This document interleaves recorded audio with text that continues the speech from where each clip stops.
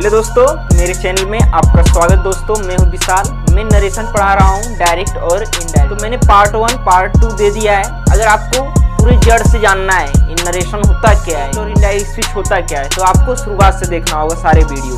अगर आपको imperative sentence सिर्फ चाहिए, वही में आपको कन्फ्यूजन है, तो उसे आप इस वीडियो में देख सकते हैं। तो चलिए हम स्टार्ट करते हैं। इम्परेटिव सेंटेंस के नियम और रूल्स और इम्परेटिव सेंटेंस क्या है उससे पहले हम जानते हैं। तो देखिए क्या करना है आपको, पहले इम्परेटिव सेंटेंस को समझना है क्या होता है इम्परेटिव सेंटेंस, किसे कहते हैं, ये मैं बताऊंगा आज। अगर आप मेरे चैनल पर नए हैं तो चैनल को सब्सक्राइब और लाइक करना ना भूलिएगा। तो चलिए स्टार्ट। देखिए इम्परेटिव सेंटेंस किसे कहते हैं जानते हैं पहले। देखिए जिस वाक्य में कमांड, ऑर्डर और रिक्वेस्टेड एडवाइस का भाव प्रकट हो उसे हम इम्परेटिव सेंटेंस कहते हैं। ये हो गया हमारा। किसी को भी आप साधारण बता सकते हैं। जिस वाक्य में रिक्वेस्टेड एडवाइस, कमांड और ऑर्डर का भाव प्रकट हो उसे हम इम्परेटिव सेंटेंस कहते हैं। हो गया है। अब देखिए रूल्स हम समझते हैं क्या होते हैं रूल्स ना, उसे जानते हैं पहले। देखिए इसमें कुछ नहीं होता है। जहाँ पर सेट टू के स्थान पर, जहाँ पर अगर आप सेंटेंस को पहले पढ़ना है, आपको सिर्फ क्या करना है, पढ़कर उसका मतलब अर्थ जानना है। इसमें क्या कहा जा रहा है, ऑर्डर दिया जा रहा है कि रिक्वेस्टेड किया जा रहा है कि एडवाइस दिया जा रहा है, ये आपको समझना है। उससे पहले जानना है कि क्या कहना चाह रहा है। फिर उसी के स्थान पर मैंने जो बोला कमांडेड, रिक्वेस्टेड, ऑर्डर, तो बस उसी में ईडी जोड़ देना है। और वो कहाँ पे लगाना है वो मैं बताऊंगा। एग्जाम्पल लिखा हूँ 2-3 ठो, लेकिन आपको ऐसा बताऊंगा सिंपल ट्रिक से कि आप 10 पता नहीं कितने कर सकते हैं। मैं 4 ही लिखा हूँ एग्जाम्पल, लेकिन आप उससे कई गुना कर सकते हो। तो चलिए हम बताते हैं कैसे होता है। देखिए पहले हम क्या करते हैं, मैंने पहला लिखा है example, the teacher said to the boys get out from the class. अब इससे आप इसका मतलब आपको पता रहना चाहिए। सबसे पहली बात है क्या कहा जा रहा है इसमें, इस सेंटेंस में क्या बोला, किसका भाव उत्पन्न हो रहा है, ये पहले आपको पता रहना चाहिए। तो देखिए कहा जा रहा है the teacher said to the boys, teacher ने, अध्यापक ने लड़कों से कहा get out from the class, class से, कक्षा से बाहर चले जाओ, यही बोला जा रहा है। तो यहाँ पे देखिए टीचर ऑर्डर ही देंगी ना, रिक्वेस्ट करती नहीं है, ऑर्डर ये यहाँ पे देंगे। तो आपको यही समझना है, ऑर्डर दिया जा रहा है, रिक्वेस्टेड किया जा रहा है कि एडवाइस दिया जा रहा है। तो देखिए बनाते हैं। पहला आपको क्या करना है, द टीचर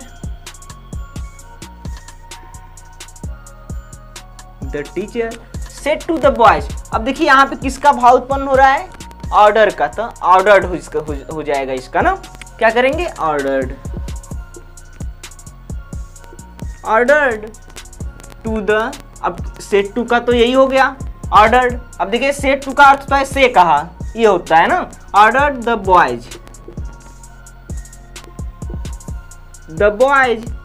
अब क्या करना है आपको, कामा नोटेड, कामा के स्थान पर जोड़ने के लिए यहाँ पे कनेक्टिंग वर्ड का जो वर्ड इसमें रहता है कंजंक्शन, उसका प्रयोग इस यहाँ पे टू के रूप में किया जाता है। सिंपल में दैट का प्रयोग किया जाता था, और इंट्रोगेटिव सेंटेंस पार्ट 2 में मैंने बताया था, वहाँ पर इफा वेदर का प्रयोग किया जाता है। यहाँ पे इम्परेटिव सेंटेंस में डायरेक्ट और इनडायरेक्ट में टू का प्रयोग किया जाता है जोड़ने के लिए शब्दों को ना, टू। अब देखिए कुछ नहीं करना है यहाँ पे। अगर पर्सन दिया है तो पर्सन आप चेंज करेंगे। पर्सन मैंने पार्ट 1 में पूरे अच्छे से बताया कैसे चेंज होता है, पजेसिव, ऑब्जेक्टिव केस, ये सारा चीज़ें मैं पार्ट 1 में बता दिया हूँ। और change of person, change of tense, ये भी बताया हूँ। तो उससे आप पहला वीडियो देख लेंगे तो ये आसान हो जाएगा आपके लिए और करना।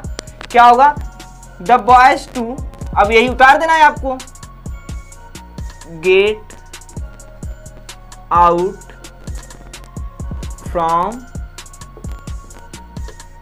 The class. हो गया आपका। देखिए एकदम सिंपल है, बस आपको समझना है क्या है इसमें, ये चीजें बस आपको समझना है क्या बोला जा रहा है। फिर उसके बाद कॉमन वर्ड टू का प्रयोग कर दिए, और जो अब पढ़ोगे तो उसको समझ में आएगा कि इसमें रिक्वेस्ट किया जा रहा है कि ऑर्डर दिया जाए, ये आपको समझना है। सबसे पहली बात ये है। अरे ये समझ गए तो कुछ नहीं है। इम्परेटिव सेंटेंस में आपको मैं निगेटिव भी बताऊंगा, इसी में आपको निगेटिव आ जाता है तो वहाँ पर क्या रूल्स नियम चेंज होते हैं। देखिए दूसरा हमारा एग्जाम्पल, ही सेड। अब देखिए इसे पढ़ते हैं पहले। ही सेड टू मी, वह मुझसे कहा, please give me a glass of water, एक गिलास पानी दीजिए, या एक गिलास पानी ना। अब यहाँ पे मांगा जा रहा है पानी, प्लीज कहकर। अब देखिए किसी भी सेंटेंस में, दुनिया कोई भी सेंटेंस हो, आपको क्या करना है, अगर प्लीज आ रहा है तो वहां पे रिक्वेस्ट किया ही जा रहा है, ये जान लीजिए अपने से पहले, ये आपको जानना पड़ेगा। देखिए he said to me comma inverted comma please give me a glass of water, please आ गया, रिक्वेस्ट इसमें किया जा रहा है। तो सेड टू के स्थान क्या होगा हमारा रिक्वेस्टेड। देखिए ये किसका था, ऑर्डर का था, ये रिक्वेस्टेड का मैं बता रहा हूं। अब इसी से आप कई सेंटेंस पढ़कर बना सकते हो। रिक्वेस्टेड, अब प्लीज को हटा देना है आपको ना, ये तो किसी से मांगा जा रहा है कृपया का कर, तो प्लीज अपने से हट जाता है। रिक्वेस्टेड कामा नोटेड कामा के स्थान पर टू का प्रयोग करना है, ये पता है आपको। गिव, अब पर्सन इसमें है, अब देखिए पर्सन तो आ गया इसमें, मी कौन सा पर्सन है, फर्स्ट पर्सन है, लेकिन एक क्या है, आई का ऑब्जेक्ट है ना, तो फर्स्ट पर्सन किसके अनुसार चेंज होता है, रिपोर्टिंग वर्ब के सब्जेक्ट के अनुसार। ही इसका सब्जेक्ट है, इसे हम पहले पार्ट 1 में ही बता दिया है, इसे रिपोर्टिंग वर्ब कहते हैं, जो कामा इन्वर्टेड कामा के बाहर वाला सेंटेंस होता है, और जो अंदर होता है कामा इन्वर्टेड कामा के अंदर उसे हम रिपोर्टेड स्पीच कहते हैं। ओके, समझ में आ गया।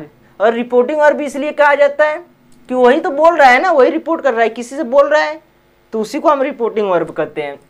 क्या होगा, he requested to give me का क्या हो जाएगा, ही का अब ऑब्जेक्ट हिम होता है, हिम हो जाएगा, him a glass of water. एकदम सरल है, सिंपल एकदम, बस आपको समझना है कैसे पर्सन चेंज होते हैं, रूल्स क्या हैं। ऑफ वाटर हो गया कंफर्म, यहां तक हो गया ना रिक्वेस्टेड। अब देखिए तीसरा हमारा है, the doctor said to the patient या patient, the doctor said to the patient take complete rest. इसमें बोला जा रहा है कि आप पूर्ण तरीके से आराम लीजिए, अब आराम कीजिए, ये भी कह सकते हो ना। तो यहाँ पे क्या किया है, एडवाइस दिया जा रहा है, डॉक्टर हमेशा एडवाइस देते हैं ना, कहीं कहीं पर अगर आ जाता है कुछ भी, अगर मान लीजिए ऑर्डर भी आ सकता है, तो उसका कहने का भाव लहजा अलग होगा, ये आपको समझना है। तो देखिए क्या है, the doctor said to the patient complete rest. अब इसका हम बनाते हैं, यहाँ पे देखिए एडवाइस आ गया, और सब में क्या किया जा रहा था, request order. The doctor said to के स्थान क्या होगा, क्या होगा बताइए, advised, advised, advised the patient, patient से ही एडवाइस दे रहा है, उसे ही।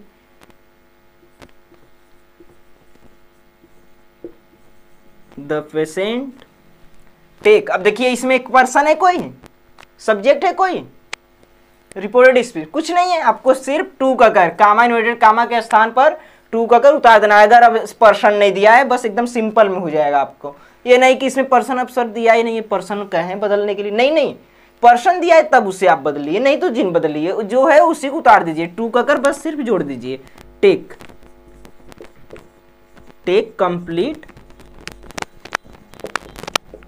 रेस्ट, हो गया हमारा, बन गया। ओके, अब देखिए हम निगेटिव समझते हैं। देखिए निगेटिव का रूल्स होता है निगेटिव सेंटेंस का, कि इसमें बस नॉट टू का प्रयोग किया जाता है। यहाँ पर आप टू का प्रयोग कर रहे हो, टू के पहले नॉट टू लगा दो, हो गया, बन गया आपका, कोई एकदम सिंपल है। देखिए आप समझते हैं, ही सेड टू मी, उसने मुझसे कहा do not laugh at me. देखिए यहाँ किया क्या कहा जा रहा है, तुम जिन हंसो ना मुझ पर, मी माने मुझे होता है ना, ये होता है। अब देखिए ही सेड टू मी, अब यहाँ पे क्या कहा जा रहा है, ऑर्डर दिया जा रहा है कि रिक्वेस्ट किया जा रहा है, आपको समझना है, लेकिन यहाँ भी जोर देकर कहा जा रहा है, तो यहाँ पे ऑर्डर मानोगे। लेकिन अब निगेटिव है, डू नॉट है, नहीं है, तो आप बस टू के पहले जो यहाँ पे टू लगाए हो, इसी के पहले नॉट लगा दोगे, एकदम सिंपल में बन जाएगा आपका ना। अगर कोई कंफ्यूजन और कोई कंफ्यूजन हो रहा है इंपरेटिव सेंटेंस में, आप कमेंट करिए, कमेंट बॉक्स में लिखिए कि ये मुझे प्रॉब्लम हो रहा है, वो मैं दूंगा आपको बनाकर, कमेंट में दीजिए आप।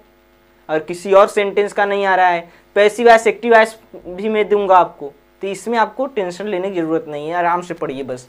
ही सेड, क्या होगा, ही सेड के स्थान, सेड टू के स्थान पर ऑर्डर,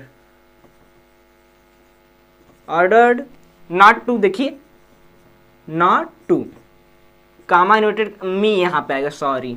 देखिए आप क्या होगा, he ordered me, me object तो हम लिखे ही नहीं, ऑब्जेक्ट भी साथ में आप लिखेंगे, पहले नहीं, फिर उसके बाद टू का प्रयोग करोगे ना। अब देखिए मैंने क्या बोला, निगेटिव है लेकिन, तो टू के पहले नॉट का प्रयोग कर दोगे, नॉट टू लाफ, यही उतार दो।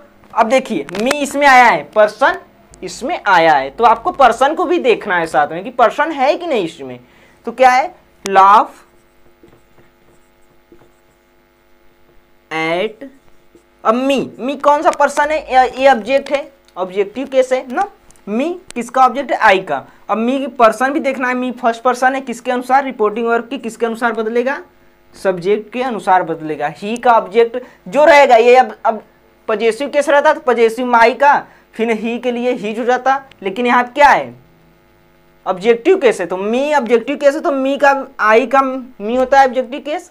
तो अब जो बदलोगे रिपोर्टिंग वर्ब के अनुसार, तो ही का पजेसिव केस नहीं लिखोगे, हीज नहीं लिखोगे, हिम लिखोगे ना, समझे, हिम बन गया दोस्तों। तो ऐसे ही आपको अगर और चाहिए एक्सरसाइज की चीजें चाहिए डायरेक्ट और इनडायरेक्ट का, तो मैं वो सारी चीजें आपको दूंगा। और क्या करना है, आपको प्रैक्टिस करना है। अगर प्रैक्टिस आप नहीं करते हैं डेली, तो आपको 2 दिन बाद भूल जाएंगे आप कैसे फिर हुआ। आपको प्रैक्टिस ही सबसे ज़्यादा, जितना चीज़ों को आप प्रैक्टिस करेंगे वो सरल हो जाएगा। ओके दोस्तों, तो अगर आप मेरे चैनल पे नए हैं तो चैनल को सब्सक्राइब और लाइक करना ना भूलेगा, जिससे आपको मेरी नई वीडियो आपको मिलेगी। धन्यवाद।